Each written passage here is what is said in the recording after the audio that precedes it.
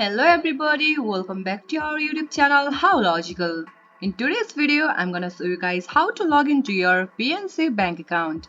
For this guys, what you need to do is just open up any web browser, as I have already opened the Google Chrome, and bring up the search bar and type in PNC Bank login and hit the search. Make sure guys it takes you to the official link www.pnc.com. Just click on that first link. It might take a while to loading, wait for it.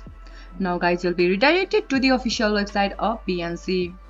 Now at the top right of your screen you can see the sign on button. Just click on that sign on button. Now guys, from over here you can log into your account. You just need to enter your user ID over here. Similarly, enter your password over here.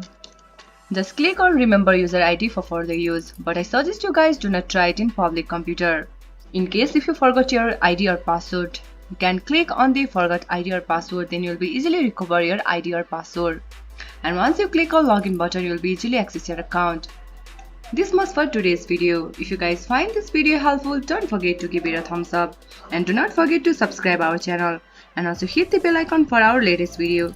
And drop a comment for reviews and more content like this.